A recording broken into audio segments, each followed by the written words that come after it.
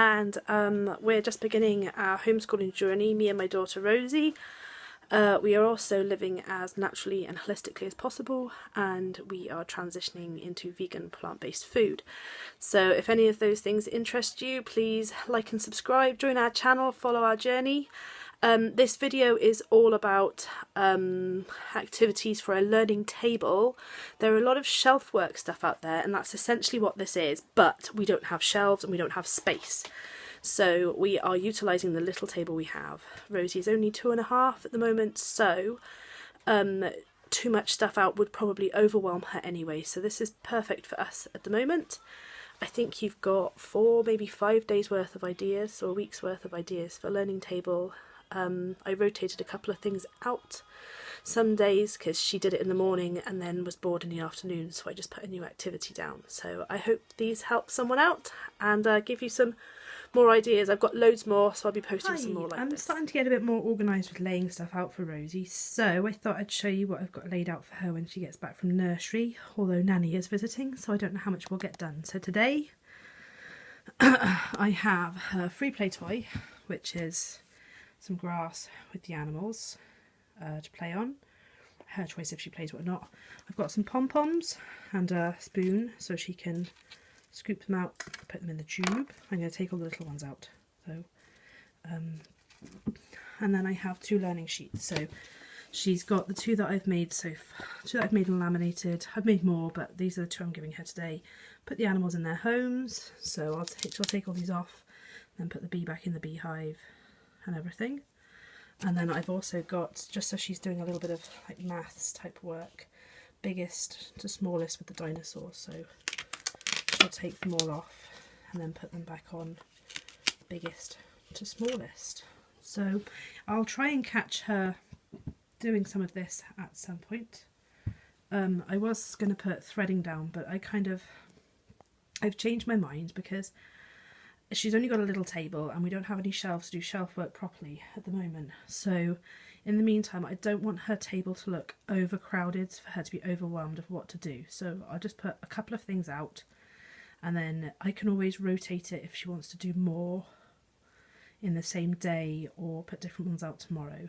So we're also going to use the blackboard a bit more efficiently soon. I'm going to make some schedule cards to put up what we're doing that day and start making her responsible for taking care of herself for little things that she can do, maybe give her a chore.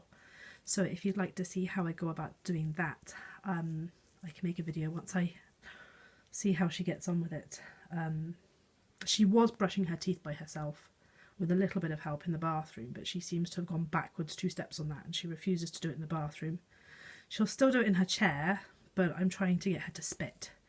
So I think the new one we're going to try and get her to do, because she likes blowing her nose at the moment when there's nothing there, is to encourage her to use a hanky. We're going to go out and let her pick her own set of hankies and then teach her how to blow her nose. So yes, this is what I've got laid out for her when she gets home this afternoon. She also may be too tired to do too much. Hopefully nursery will warn her out. A little tip, if your child doesn't seem interested in playing with stuff like this: 1, they might not be ready. 2, it might be the way you're going about it. It's like Rosie, if I just put these down, she's not interested. I just had them all laid out. So what I did was, because there's 12, I've got 4 out and I've matched them wrong, and it will bother her and she will correct them. What was happening? Is that right? Where's his bum? There. There, you're going to put it on him? Oh, good girl. What is he? He's a rhinoceros. He is a rhinoceros. That's a big word for a little girl. What about his head? Where's his head now? There. Yeah. You're going to attach it to him? Is that right? No. No. That's better. That's right. Yay! What about the panda bum? Where does the panda bum go with?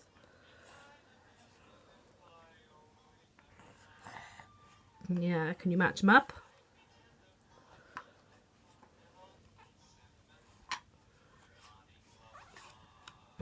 So I missed my opportunity today to show you what she did with her learning table. so I might include it in a different video when it comes round again. She loved the pom-poms. She wasn't that fussed with the matching sheets today. She liked the dinosaurs better than the animal homes. But can you fix the elephant? Because his bum shouldn't be upside down, should it?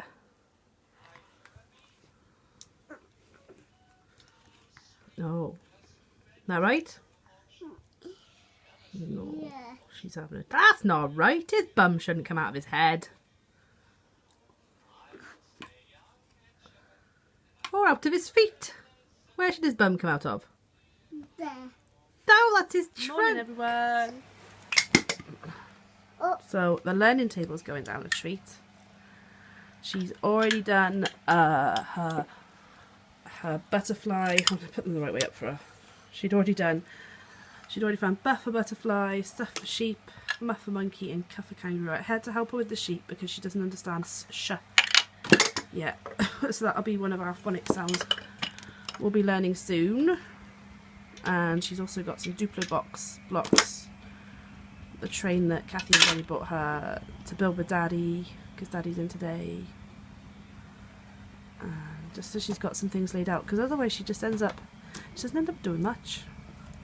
Whereas if you just put a couple of things out for her, she concentrates on those activities. Whereas if she just has all of her toys, she just seems a bit overwhelmed and she ends up just not doing anything.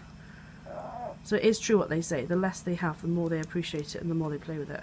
Into the Wizard of Oz at the moment, so I printed out some colouring sheets for her. And I've ordered her some different crayons because she doesn't seem to hold these very well, so I've seen the triangular ones, which promote better. I am left-handed, but I'm kind of ambidextrous, so I'm going to colour. I'm colouring in his knee. I want to draw on scarecrow. To draw a pink Oh. Tin Man. Drawing the pink. You want to draw the Tin Man, do you? So what we had up today for our learning table was this morning, because it's Mother's Day, I left her with some threading beads. And I figured Daddy would be able to do that with her. And then I pulled out these buttons for her as a motor and fine motor skills, a maths and fine motor skills. So she has to separate the pink and the... They're all going to go in this pot. She's going to separate into these two pots, the brown birds and the pink birds. So I could have made it even easier and done two different shapes as well as two different colours, but I figured she's quite smart. I want to draw a pink Tin Man. A pink Tin Man. Oh, I don't know if I can do it with my right hand, Babs. Orange. And the orange dolphin. The yellow turtle. Excuse me a minute while I draw a The Tin yellow Man turtle with the too. wrong hand. With a yellow Toto. Arriba Use the noise and the light. I've just set this one up for Rosie there. It is a little button activity. I suddenly realised when I really like JDA's channel. She's got some fantastic ideas and it made me realise, let's see what resources we have at home. So she had this one where she got her kids to sort different colours.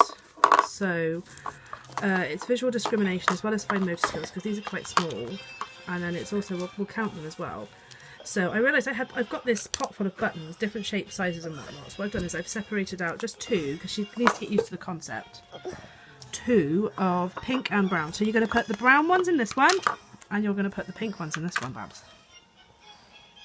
Can you do that?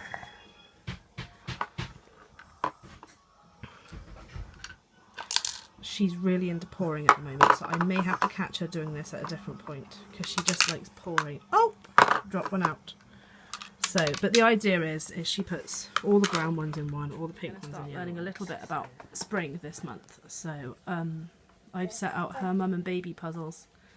And although it's designed for tomorrow morning, I've set it out too early. She's noticed it and she wants to do it now, before her bath. So, I'll probably take it all apart again for her tomorrow morning. But she's just matching the mums with their babies. And we're going to go to the library tomorrow and return our current books, except maybe the two Welsh ones, which she's enjoying. And we're going to get out some books on spring or baby animals. Like the life cycle of a butterfly and a frog and stuff. And just start reading about it, just so she can see.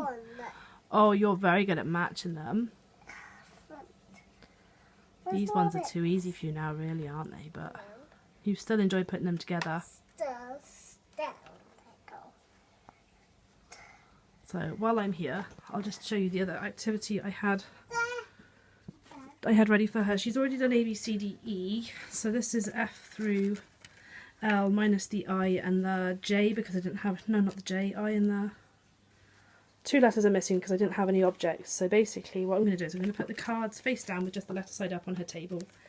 Put this tray next to it, and she's got to find the object that begins with the beginning letter and then place it on top of the card. She did it earlier. It was meant to be for tomorrow morning, but she spotted it again. And so on top of the L, she'll put the lemon. She'll put the fish on top of the F. Grapes on top of the G. Hairbrush, jug. So yeah, she'll enjoy doing this again tomorrow. I thought I'd add a bonus video at the end of this one just to show you 2 ideas for life skills we've been doing at the moment. So Rosie is very keen on pouring. So what I'm doing is this empty bicarbonate of soda canister is been cleaned, and I put her cornflakes in it, and she practices in the morning pouring her cornflakes into the bowl. So I was doing her milk with her as well. But if I want to film her doing it, I'm not going to be able to let her do her milk because my hands need to be ready to catch anything that's flying or any over-enthusiastic pouring and steady her. So yeah, we just put all her cornflakes in here for her and she pours them in. And it also means if she doesn't actually want cornflakes for breakfast, she's getting practice of pouring, and then she'll scoop them and put them back in if she wants. Or she'll eat them. The other thing is to get a small washing up bowl type thing. I do have one around somewhere. And I'm going to buy her a little scrubbing brush, and some of her toys are actually dirty. So I'm going to give her a little bowl of water, soapy water, and a little scrubbing brush, and she's going to clean up a few of her toys that are getting a little bit ingrained with dirt. So she's going to learn how to take care of her belongings by doing that. I was going to do making her clean her wellies, but at the moment I think until it's warmer and she can do it outside, it would just be too much of a mess in the house because she likes to fling things still. So I hope these help someone, and I hope you've enjoyed the video. Yeah, so at the moment she is making a spring picture for me with her stickers from her farm book, and we'll be heading to the library shortly, so get some spring books out, return the ones we have. So for now it's ta-ta from me and ta-ta from the Rosie Bear.